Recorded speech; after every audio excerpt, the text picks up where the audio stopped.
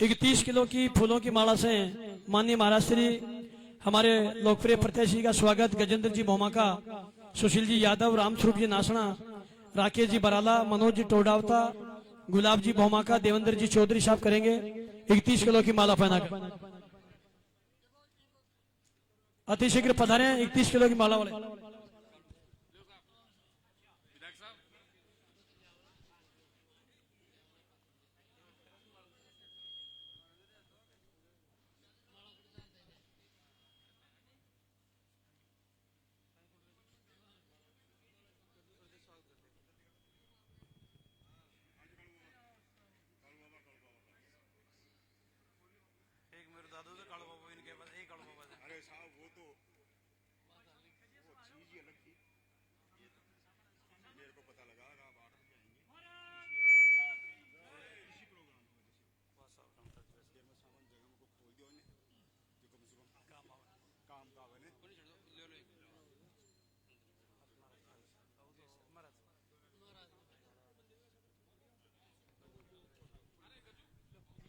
इकतीस किलो की माला के साथ महाराज श्री का सम्मान स्वागत, जोरदार तालियों से सम्मान स्वागत करें।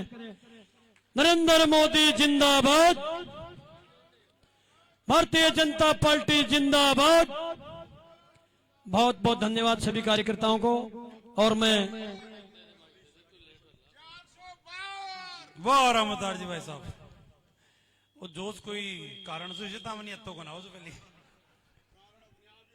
कारण मन ध्यान में से काय वजह से।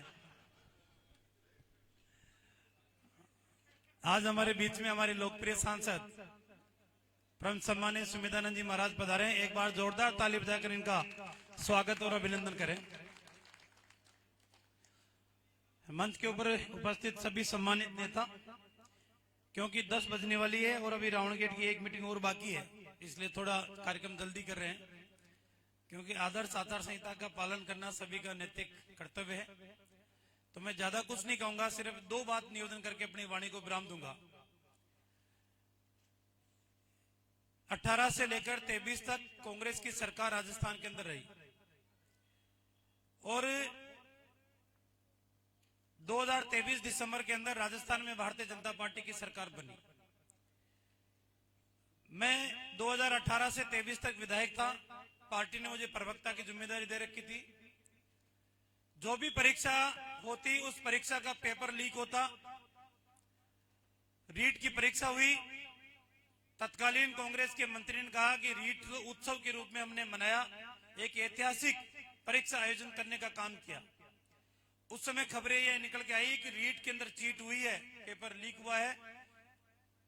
सरकार मानने के लिए तैयार नहीं थी। जब एसओजी ने कहा कि हाँ पेपर लीक हुआ है, तब सरकार ने वो परीक्षा को निरस्त करने का काम किया। मेरी विधानसभा के अंदर भी आप रिकॉर्डिंग उठाकर देखोगे तो मैंने सरकार से कहा कि आखिरकार मां सरस्वती क्या साचौर के अंदर नाइट स्टे कर रही थी क्या, जो एक ही विधानसभा से 100 से अधिक सब इंस्पेक्टरों का सिलेक्शन हो जाए। उस बात को भी सरकार ने गंभीरता से नहीं लिया और कहा कि नहीं, सब इंस्पेक्टर की परीक्षा ईमानदारी के साथ हुई है। वो कहता ना कि मैं आईना साफ करता रहा और धूल मेरे चेहरे के ऊपर थी। आप अपने बेटे बेटियों के अंदर खामियां निकालते रहे कि इसने मेहनत नहीं की होगी, इसने परिश्रम नहीं किया होगा, जयपुर में मकान किराए का दिया होगा, कोचिंग की फीस जमा आपने कराई होगी, और उसके उपरांत भी आप अपने बेटे बेटियों के अंदर कमी निकालते रहे। लेकिन कमी आपके बेटे और बेटियों में नहीं थी, कमी उस सिस्टम के अंदर थी, कमी उस पेपर लीक करने वाले माफियाओं के अंदर थी। तो आपके मेहनत और परिश्रम करने वाले बेटे बेटी तो बाहर रहे और वो बेईमान और पेपर माफिया अपना सिलेक्शन करा के और प्रशिक्षण प्राप्त कर रहे थे राजस्थान की पुलिस अकादमी जयपुर के अंदर। अब जब राजस्थान में भजन लाल जी की सरकार आई, आते ही एसआईटी का गठन करके निष्पक्ष जांच होना शुरू हुई और एसओजी ने कहा कि हाँ पेपर लीक में अमुक व्यक्ति गुनहगार है, हम कार्रवाई करेंगे। तो 15-20 से एक तो बंडे ही छलांग लगा भागा कि मैं तो प्रशिक्षण ही खुल लिया। 65 लोगों को अब तक सब इंस्पेक्टर 65 गिरफ्तार हो चुके हैं। 15 को कल किया है, 70 की गिरफ्तारी हो चुकी है और यह सिलसिला जारी रहा तो कम से कम 200 का आंकड़ा पहुंचेगा। दूसरा उदाहरण देके अपनी बात को विराम दूंगा। 500 सालों तक संघर्ष और 5 लाख लोगों की शहादत,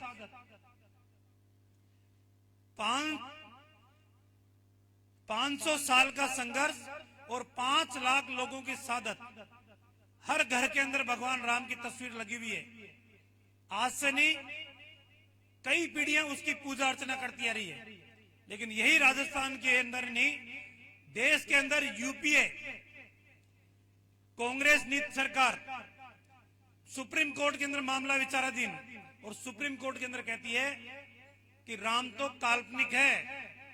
इस बात के कोई प्रमाण नहीं है कि भगवान राम अयोध्या के अंदर जन्म लिया हो।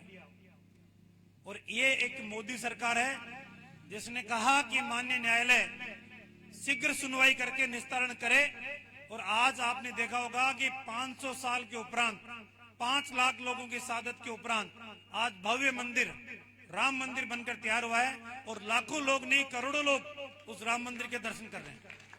ये अंतर है दोनों सरकारों के अंदर। और तीसरा, ये जो आ रहे हैं ना आपके बीच में कम्युनिस्ट, ये वही कम्युनिस्ट है जेएनयू के अंदर जिन्होंने नारा लगाया था कि अफजल हम शर्मिंदा है, तेरे कातिल जिंदा है, भारत तेरे टुकड़े होंगे इंशाल्लाह इंशाल्लाह। ये वही कम्युनिस्ट है, और ये वही कांग्रेस है जो उन कम्युनिस्टों के साथ खड़ी रही थी। राहुल गांधी और प्रियंका गांधी उनके समर्थन के अंदर, उनके हौसला अफजाई के अंदर जेएनयू के अंदर उनके धरने के ऊपर शामिल हुए थे। मेरा आपसे एक ही निवेदन है, ये चुनाव टूटी हुई नाली को ठीक करने का नहीं है, ये चुनाव गड्ढे भरने का चुनाव नहीं है, ये चुनाव राष्ट्र के निर्माण का चुनाव है। और इस राष्ट्र के निर्माण के अंदर हम सब अपनी आहुति दें, इसलिए हम आपके बीच में निवेदन करने के लिए आए। पानी की बड़ी समस्या है, उस समस्या का निजात सिर्फ सरकार ही कर सकती है, और वो सरकार राजस्थान में भारतीय जनता पार्टी की है, वो सरकार केंद्र में भारतीय जनता पार्टी की है। और आपको विश्वास नहीं हो तो जिनकी सरकार नहीं है और जनप्रतिनिधि बन चुके, वो मगध नगर के पानी को जो गंदा बह रहा है उसको तो ठीक करा ले। बाकी तो मैं क्या कहूंगा, कुछ कहने की स्थिति में नहीं हूं। आप सबसे मैं हाथ जोड़ के निवेदन करता हूं, 19 तारीख को अधिक से अधिक मत और समर्थन भारतीय जनता पार्टी के अंदर आप देकर हमारे लोकप्रिय सांसद सुमित्रानंद जी महाराज को आप जिताएं। और बिना किसी औपचारिकता के मैं सांसद महोदय से आग्रह करूंगा कि वो हम सबका मार्गदर्शन करें। भारत माता की, भारत माता की। मगध नगर की इस पावन धरा पर लोकसभा चुनाव को लेकर के जनसंपर्क अभियान में मंच पर उपस्थित